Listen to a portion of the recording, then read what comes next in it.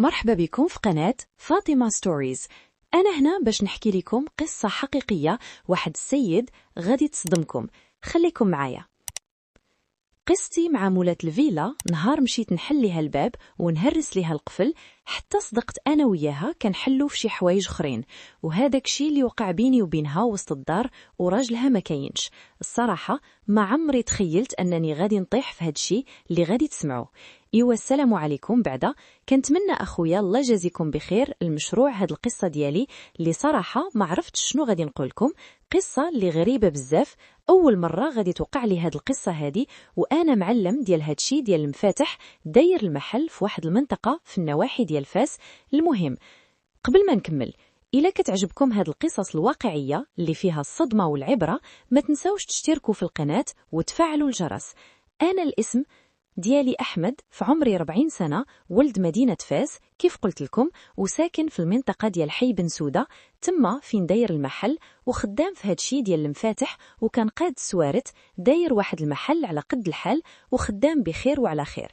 هاد الحرفة هادي ورثتها عند الوالد ديالي الله يرحمه. في هاد النهار هذا عايش مع الوالدة ديالي ومع جوج ديال الخواتات اللي باقي ما تزوجوا، أنا الكبير فيهم وأنني مكلف كنعولهم وكنجيب لهم ما ياكلوا وكنتهلا فيهم، بحكم أن الوالد ديالي الله يرحمه خلالي هذاك المحل وخلالي هاد الحرفة هادي، وقبل ما يموت وصاني على الوالدة وعلى هاد جوج ديال الخواتات. داكشي علاش ما بغيتش نتزوج ولا نمشي نشوف المستقبل ديالي. المهم داكشي اللي كنجيب الحمد لله كافينا عايشين به، كنعيشوهم بثلاثة، وفي نفس الوقت داكشي اللي بقى كنخبيه لدواير الزمان، ربما مستقبلا إن شاء الله نتزوج ولا شي حاجة.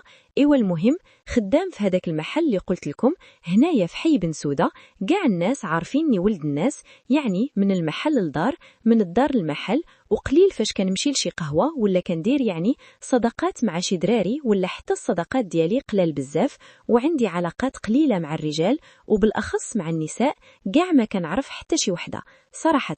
ايوا المهم داز لي ايام اخوتي بقيت خدام في هذاك المحل. مرة كنخدم على برا، يعني كيعيطوا لي الناس كندير البريكولات، كنمشي مثلا للديور اللي تهرس ليه مثلا شي قفال، ولا اللي تهرسات ليه شي ساروت شي قفال، ولا عنده شي مشكل في الباب كنمشي كنحلو وكنقاد ليه، ولا كاين اللي ما كيقدرش يجي لعندي كيعيط لي وكندي بلاصي عنده.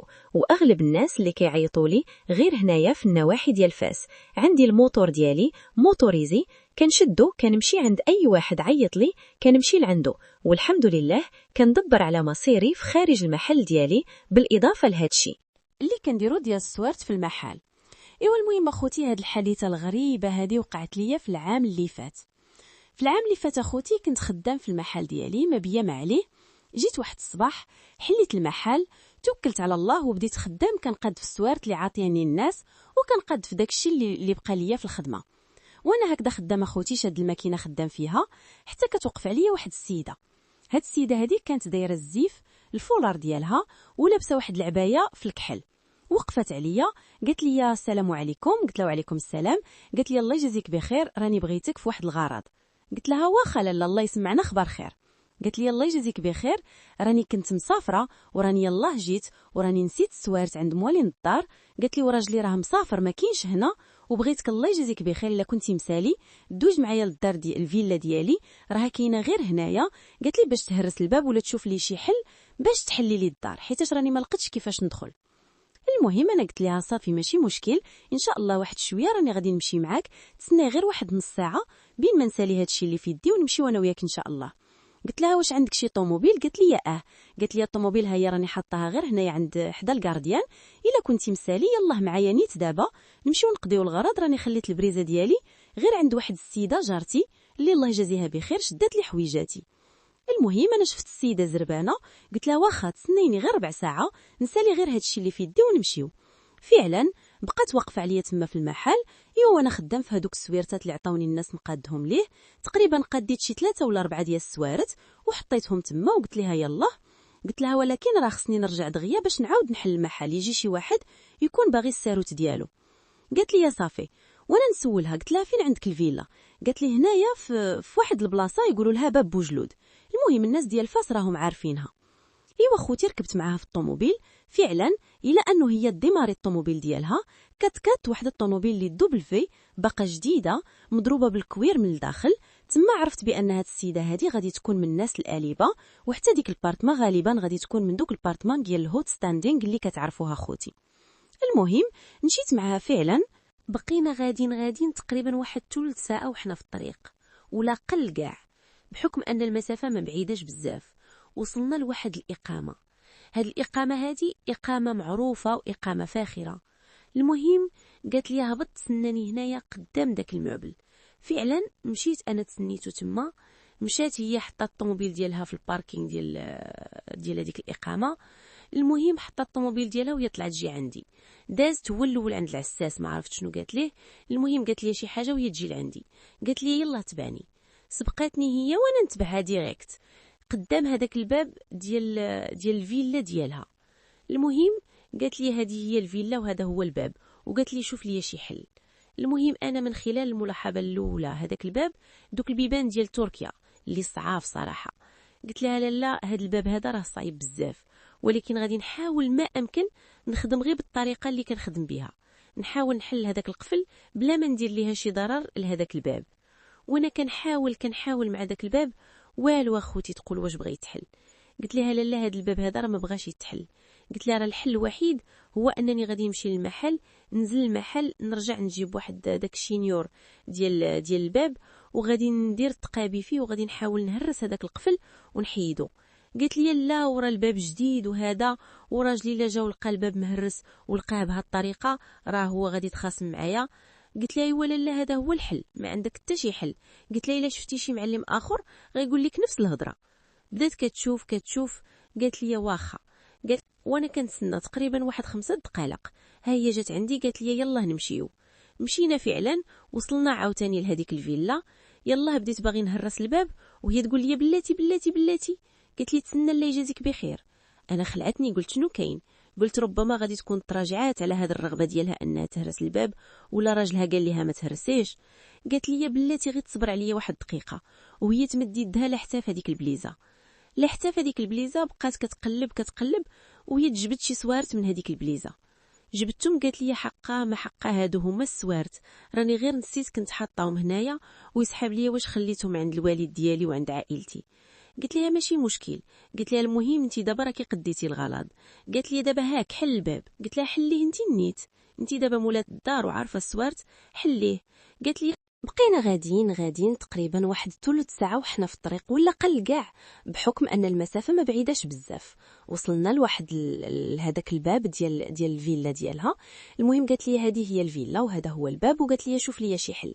المهم انا من خلال الملاحظه الاولى هذاك الباب دوك البيبان ديال تركيا اللي صعاب صراحه، قلت لها لا هذا الباب هذا راه صعيب بزاف، ولكن غادي نحاول معاه باش ان شاء الله نحلو ونلقى ليه شي حل. قالت لي صافي. قالت لي المهم انت راك معلم، ولا قديتي لي الغرض ان شاء الله راني غادي نتهلا فيك ونخلصك مزيان. وهي تمشي عند ديك جارتها. مشات عند جارتها فعلا، دقات عليها، قالت ليها عطيني هذيك الباليزه الله يجازيك بخير. شدات هذيك جارتها الباليزه، جابتها ليها وعطاتها ليها وقالت ليها بسلامه عليك. المهم سدات جارتها الباب وهي تجي لعندي، جات وقفات عليا قالت لي الله يجازيك بخير خدم اسيدي. بديت خدام، جبت الماتيريال ديالي المسائل ديالي، بديت كنحاول انني نحل هذاك الباب بلا ما نهرس هذاك القفل اللي غالي بزاف. قلت غادي نحاول ما امكن نخدم غير بالطريقه اللي كنخدم بها، نحاول نحل هذاك القفل بلا ما ندير ليها شي ضرر لهذاك الباب. وانا كنحاول مع داك الباب، والو اخوتي تقول واش بغا يتحل. قلت لها لا هذا الباب هذا راه ما بغاش يتحل. قلت لها راه الحل الوحيد هو انني غادي نمشي للمحل، نظلم المحل ونرجع نجيب واحد داك الشنيور ديال الباب وغادي ندير التقابي فيه وغادي نحاول نهرس هذاك القفل ونحيدو. قلت لي لا راه الباب جديد وهذا، وراجلي لا جا ولقى الباب مهرس ولقاه بهذه الطريقه راه هو غادي يتخاصم معايا. قلت له ايوا لا هذا هو الحل، ما عندك حتى شي حل. قلت لها الا شفتي شي معلم اخر غيقول لك نفس الهضره. بدات كتشوف قالت لي واخا. وانا كنتسنى تقريبا واحد 5 دقائق، ها هي جات عندي قالت لي يلا نمشيو. مشينا فعلا، وصلنا عاوتاني لهذيك الفيلا. يلا الله بديت باغي نهرس الباب وهي تقول لي بلاتي قالت لي تسنى الله يجازيك بخير. انا خلعتني، قلت شنو كاين؟ قلت ربما غادي تكون تراجعات على هذه الرغبه ديالها انها تهرس الباب، ولا راجلها قال لها ما تهرسيش. قالت لي بلاتي غير تصبر عليا واحد دقيقه. وهي تمد يدها لحتى فهاديك الباليزه، بقات كتقلب وهي تجبد شي سوارت من هذيك الباليزه. جبتهم قالت لي حقا ما حقا هادو هما السوارت، راني غير نسيت، كنت حاطاهم هنايا ويسحب ليا واش خليتهم عند الوالد ديالي وعند عائلتي. قلت لها ماشي مشكل، قلت لها المهم انت دابا راكي قديتي الغلط. قالت لي دابا هاك حل الباب. قلت لها حليه انت نيت، انت دابا مولات الدار وعارفه السوارت، حليه. قالت لي لا غير حل انت نيت. عطاتني السوارت، بديت كنقلب حتى لقيتهم وانا نحل الباب. قلت لها دابا صافي غير نمشي. قالت غادي تدخل تشرب شي كاس ديال اتاي، راني بريتك شي غرض اخر. قلت لها اين هو هذا الغرض؟ قالت لي غير دخل بعدا وان شاء الله ويكون خير. قالت لي راه هذاك الغرض عنده علاقه نيت مع هذا الشيء ديال القفوله والسوارت. قالت لي راه عندي لك واحد البريكول اخر. ايوا خوتي في الاول صراحه ما بغيتش ندخل بحكم انها مرا الرجاله وبحكم انها كاينه غير بوحدها كيف تيقولوا، ولكن خلصاتني في البلاصه، جبدت لي 300 درهم. قالت لي هذا الخلاص ديالك حيت جيتي معايا. قالت لي واخا ما هرستي واخا ما درتي حتى شي حاجه، ولكن داك العذاب اللي تعذبتي وجيتي لعندي، قالت لي راه غادي نخلصك مزيان. شديت انا هذيك 300 درهم خشيتها في جيبي، قلت لها الله يخلف عليك. قالت لي يلاه دخل دابا باش ان شاء الله نوريك شنو غادي دير عندي في الدار. قلت لها وغادي نخلصك من الفوق. دخلت انا عندها فعلا، جلست في واحد الصالون. مشات هي الكوزينه بدات كتوجد في اتاي وشي حويجات جابتهم معاها. المهم وجدت اتاي، الصينيه ديال اتاي جابتها حطاتها لي، قالت لي قلب اتاي. ومشات عاوتاني الكوزينه، جابت شي لوز شي كركاع، جابت شي تقاوت وهي تحطهم قدامي وشي حلوه. قالت لي توكل على الله خوي اتاي وكل وشرب واحد شويه، راني غادي نوريك البريكول اللي عندك. المهم بديت انا كنقلب في هذاك اتاي وانا مجمعه معاها. المهم قلت لها وسولتها، قلت لها واش هاد الفيلا هادي واش يلا خديتيها؟ قالت لي لا راني خديتها مده هادي. قالت لي راه راجلي خداها تقريبا 3 سنين، وقالت لي راه هو كاين برا خدام برا وانا بقيت هنايا في المغرب، وكيجي مره قالت لي كيطلع ليا وانا مره كنمشي عند الوالدين ديالي كنشوف وكنتونس معاها. قالت لي ولكن هاد الاخر فاش مشيت قالت لي طراو ليا شي مشاكل معمرين الدار وهادشي اللي خلاني تلفت هكا. قلت لها ما كاين باس، قلت لها الاغلاط راهم تيوقعوا. المهم بقينا مجمعين. سولات لي قالت لي واش انت حريفي في هذا الشيء؟ قلت لها قالت لي واش مزوج عندك شي وليدات؟ قلت لها حاليا ما عنديش. قالت لي علاش؟ قلت لها اودي غير عندي الوالده مسكينه معظمه ومعايا 2 ديال الخوت خواتات وما بغيتش الصراحه نتزوج ونخليهم. المهم بقينا مجمعين في شي امور اللي جاوني امور شخصيه، ولكن قلت ربما هذا الشيء عادي، يعني حنا مجمعين وفي نفس الوقت رحنا كنشربوا في اتاي. في الاخر فاش سالينا هذاك اتاي جمعت داك المسائل، قالت لي يلاه دابا نوريك البريكول اللي عندي. جمعت انا الوقفه ومشيت تابعاها. المهم بقيت تابعاها حتى دخلت مع واحد الماء واحد البيت. هذا البيت هذا غير من خلال الشوفه الاولى فيه واحد الكاتخلي، فيه 2 بلايصات وفيه واحد الماريو، دوك الماريوات الغاليين اللي كيلصقوا في الحيط. المهم ما تاز مزيان وفيه فراش جديد. قالت لي غير دخل تنتانيت مع هذاك البيت. قلت انا ربما غادي يكون عندها غير شي قفل في هذا الماريونيت هو اللي خصو يتهرس. ايوا المهم بقيت واقف كنتسنى هاد الشيء ليا على داك الماريو، وهي تقول لي انا قبل ما ندير هاد الشيء، قبل ما ندير معاك هاد الشيء، قالت لي راه غادي نقول لك شنو كاين وغادي نعترف لك بواحد واحد الحاجه اللي ما عمرني صراحه كان اعترفت بها لشي معلم ولا شي واحد غريب عليه. قلت لها شنو غادي تعترفي ليا، شنو غادي تقولي ليا؟ قالت لي المساله كتعلق براجلي اللي قلت لك عايش على برا. قلت لي هذا الراجل هذا اللي مزوجه به انا، قالت لي مزوجه به تقريبا 4 سنين هذه. قالت لي وديما حارمني من يعني الحنان ديالو، حارمني من هذيك الجلسه معاه. وقالت لي وغير كيجي غير مره في العام، يعني كيطل غير مره في العام، وشي خطرت قالت لي على عامين عاد كيجي كيشوفني. قلت لي وقرزاز معايا بزاف، لا من الناحيه العاطفيه لا من الناحيه الماديه. قلت لي واخا عايش على برا ويعني مسواق وعنده الفلوس، ولكن ما كيصيفط ليا والو، واغلب داكشي اللي كنشدو غير عند الوالدين ديالي. وفاش كنقول ليه صرف عليا وصيفط ليا كيقول لي انا راني ما عنديش. المهم قالت لي انا فاش كيجي للمغرب ديما كان كيجي وكيدخل هذا البيت هذا وما كيخلينيش ندخل معاه. قالت لي واخا انا مزوجه به ومزوج بيا وبيناتنا عقد شرعي، وانا عمرو خلاني ندخل لهذا البيت هذا. قلت لا انا كيفاش هذا الشيء غريب بزاف عندكم. قالت لي وها انت كتشوف. قالت لي راه هو تقريبا حارمني من الفراش، قالت لي وحارمني من الامور الماديه حتى هي. وهي تزيد تقول لي باللي فاش كيدخل لهذا البيت هذا ديما كيدخل مع واحد البليزه، كيدخل مع واحد البلايصه. قالت لي انا غادي نوريك هذه البلايصه. وهي تحل هذاك الماريو، قالت لي هذا الماريو هذا راه فيه واحد الباب كبير، وهذا الباب الكبير فيه واحد البليصه كيدخل معاه. حلات داك الماريو فعلا، وهي تحل هذاك الباب ديال هذاك الماريو، وكان فيه تقريبا واحد البويت صغير وراه هذاك الماريو. هذا البويت هذا بحال البلاصه السريه ديال هذيك الدار. المهم انا صراحه ما بغيتش ندخل تما، قلت ربما هذه وقيله باغا طيح ليا شي باطو ولا الله اعلم. راكم عارفين اخوتي العيالات، راه الا فكروا في شي حاجه الله يستر وبغاو يديروها راه كيديروها، والشيطان كيعاونهم في هذاك الشيء اللي بغاو يديروا. قلت لها انا ما غاديش ندخل تما بحكم انه هذاك المكان راجلك اللي كيدخل ليه، وبانه شي حاجه من الخصوصيه. قلت لي لا، انا دابا راني مولات الدار وانا اللي قلت لك دخل، يعني ما فيها حتى شي حاجه. قالت لي انا باغيه نعرف هذا الراجل هذا اشنو كيدير تما وشنو كيدخل تما. قالت لي وراني دخلت وقلبت تما ولكن ما لقيت حتى شي حاجه من غير واحد البلاصه دايره بحال الكفرفور. قالت لي وهذيك البلاصه فيها واحد القفيل صغير وما عنديش الساروت ديالو. قلت لي بغيت نحلو وحاولت معاه بجميع الطرق ولكن ما لقيت ليه حتى شي حل. قالت لي وصراحه فاش جيتي انت دابا باش تحل لي الباب وهذا وهذا، قالت لي راني جبتك غير بالعاني بهذه الطريقه هذه باش ندخلك لهنا ونخليك تحل معايا هذا اللغز هذا. في الاول انا صراحه ما كنتش باغي نلبي ليها الرغبه ديالها. قلت لها مدام كذبتي عليا وقلتي لي بانك باغي تحلي القفل ديال الباب وجبتيني حتى لهنا وهذا وهذا، ربما كاينه شي حاجه. قلت لها انا الا وقعت شي حاجه انا غادي نتحاسب الشفار ويقدروا البوليس يجوا يهزوا البصمات. قلت لها ونولي في سينوجيم والله يستر نقدر نمشي للحبس. قالت لي لا على حسابي. قالت لي انا متيقنه بان راجلي حاط شي حاجه هنا، وهذيك الحاجه الا عرفتها انا ما غادي يقدر يدير هو حتى شي حاجه. المهم السيده بدات كتقنع فيا حتى قلت لها صافي. قلت لها ولكن من هذا الشيء كله غادي نحك انا القفل وغادي نزيد في حالي، ما تعرفيني ما نعرفك، اللي كاين تما دبري راسك معاه. وحتى من البصمات وقلت لها مسحيهم ولا ديري شي حاجه. قلت لي صافي متفقين. المهم دخلتني تما، دخلت مع هذيك البليصه، بديت كنقلب تما حتى لقيت هذيك البلاصه اللي قالت لي. فعلا هذيك البلاصه فيها واحد الكفرفور اللي قالت لي.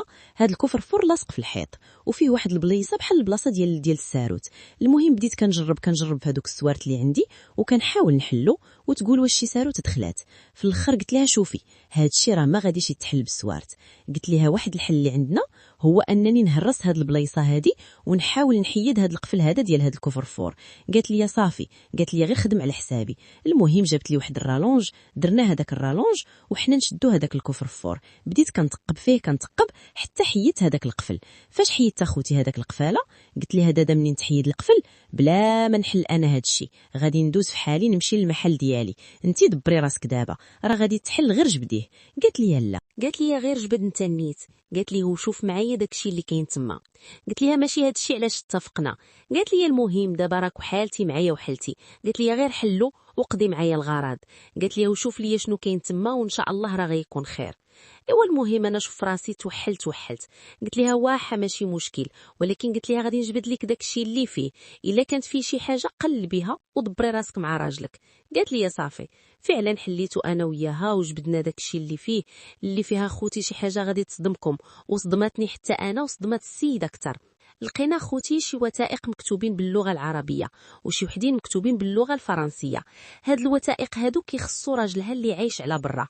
هاد الوثائق كلها كتبين بان هاد السيد هذا ملعق، يعني عنده الفلوس بزاف، عنده اصول في دول اجنبيه كثيره بحال الدول الاوروبيه. وهذا الراجل هذا كيف تتقول وكيف قالت هي ما كان كيصيفط لها والو، يعني كان كيصيفط لها غير شي حاجه قليله. المهم في الاخر فاش حسبنا داك الشيء لقينا عنده الملايير ديال الدولارات، يعني راجل اللي كان ملياردير، ولكن للاسف كان هي عاطيها الفيلا ومسكنها فيها وهو عايش الحياه ديالو في اوروبا. هادشي اللي بان لي انا.